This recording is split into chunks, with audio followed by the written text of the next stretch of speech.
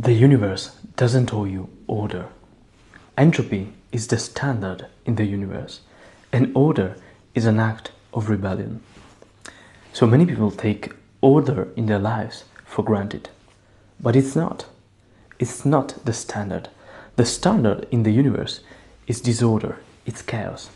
As the second law of thermodynamics clearly states, systems naturally tend to go from order to disorder, from peace to chaos. So there are these two states for things to be in, disorder and order. So the standard in the universe is for things to be in a state of entropy, of disorder. And order is only created or maintained, meaning whenever you experience order in your life, it means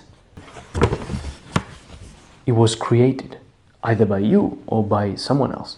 And we can apply this to literally everything, both to societies and to single people's mind states. What we're going to cover today is how to go from entropy to order. And as humans, there's only one way to do this.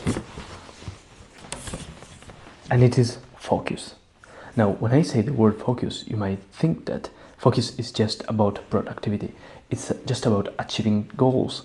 It's just a mind state where we are just focused on something and on a specific goal. But what focus is actually doing is just limiting the stimuli and the inputs that just come into your mind. And by doing so, it reduces entropy. And if you're able to truly focus, to truly achieve the peak levels of focus, you completely eliminate disorder from your mind state. Because then we're not going to talk about disorder in physics. We are just going to talk about disorder in the mind. Now the thing is, how do you achieve focus? Well, but first, let me clarify something. Many people think that comfort is order. They confuse comfort with order because they seem similar in the beginning. But comfort, over time, actually collapses into disorder. Okay? So, order is not comfort.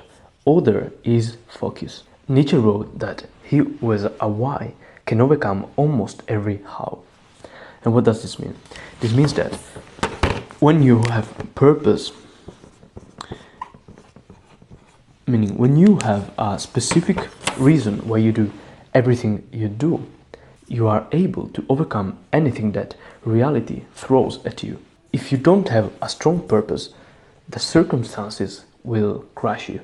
But if you have a solid purpose, you will be able to focus on stuff that is relevant to you.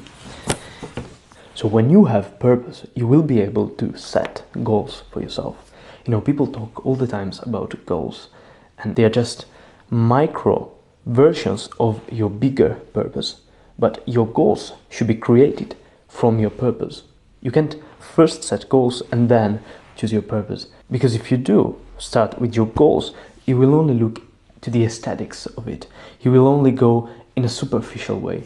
If you first choose purpose, goals become naturally clear to you. So what goals do is just simplifying the bigger vision that you have for your purpose into micro actions that you need to do daily. Because in order to focus, you need to simplify your bigger vision into simple steps. And those simple steps will reduce entropy in your life. They will reduce disorder by giving you easy tasks to accomplish. And easy tasks are not bad in themselves.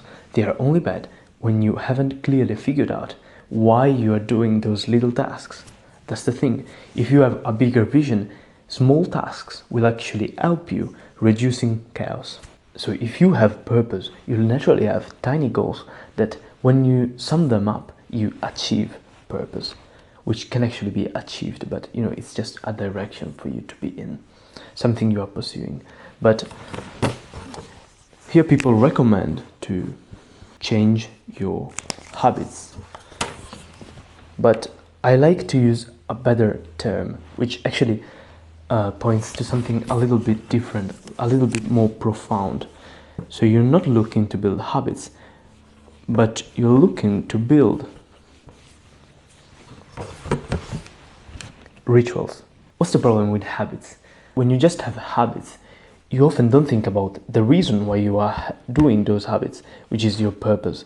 Instead, if you build rituals, you add a sort of sacred element to it, meaning your actions are not just for the sake of the action, but are directed to a higher goal.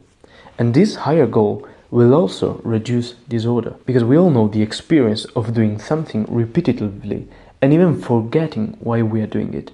But this doesn't have to happen if you have rituals, because if you have rituals, your work becomes like a sort of devotion act to your bigger cause. And whenever disorder strikes, you can justify your actions with this higher goal. Because if you only have habits, you don't have a metaphysical system that justifies your actions and reduces disorder. Without a philosophical system in which your actions, which are your rituals, acquire meaning, disorder will come. So rituals are those activities that turn the ordinary into extraordinary. So if you want to live an extraordinary life, you can just have habits. Habits just make life monotonous and obvious. But you don't want to make life obvious. You want to make it extraordinary. So build rituals. Tie your actions to the deeper goal behind them. So the next step to actually handle chaos is to just not try to kill chaos. Because our mind is like a hydra. The hydra in Greek mythology is a creature with many heads. But whenever you try to cut one of these heads, two more heads actually grow. So your mind is just like a hydra. And why? Because whenever you try to kill chaos, you actually do the opposite. Chaos grows even more. Whatever you try to repress into your mind will actually grow stronger. So how do you solve that? So the paradox here is you don't want to kill chaos in your head. You actually want to simply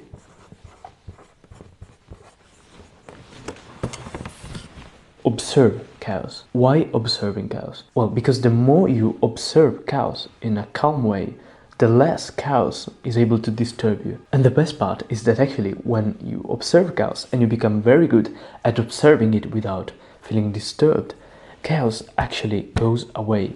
But it's a long process. So you want to first do this in order to not be disturbed. But then chaos will also disappear, because if the beast doesn't have someone to scare, it will just go away. This is the nature of it. And the last thing you need to do to achieve focus is accepting that you lose something. Meaning, if you think to reality itself and we perceiving this reality, without focus we can say that what we perceive is very big. We perceive a lot of things, but we don't actually fixate on any of those things. But whenever you try to focus, what you're doing is restricting what you can perceive. And so what enters your mind is actually less. So on one side, this is good because it's reducing chaos in your mind. Since less things are entering your mind, you're more capable of handling them. Desires, thoughts, opinions coming into your mind. So this is good in terms of well-being. This is good for reducing chaos. But if you think about it, you have to renounce to all the things that are here. Because when you focus, you are accepting the fact that you lose these opportunities right here. And if you're not ready to do this, you won't be able to focus. Because FOMO, the fear of missing out, is actually a worship of disorder. Because if you fear being left out from some things in your life, you will start caring about those things and you will expand what you are perceiving every day, all the things that you are putting into yourself. But if you do this, you are actually letting disorder enter your life. And if you want to build a life of order, you need to stop this. You need to accept the fact that focus is a sacrifice. You'll get some good things from it, and I think this is totally worth the price. But you have to pay the price, and the price is losing all those things, making your reality a little bit smaller, apparently, because actually what you do when you focus is that on the long run, you exponentially become a more complex human being, because once you've mastered something, you feel the need to master something else, and then your reality starts to expand and your areas of expertise start to expand. And so those people who didn't want to commit to focus, they think their reality is expanding. But at a certain point, what happens is chaos. Their desire to perceive too many things from the beginning turns their life into chaos. Why? Because, as we said, the basic law of everything is disorder. Order is only created, and you can create it through focus.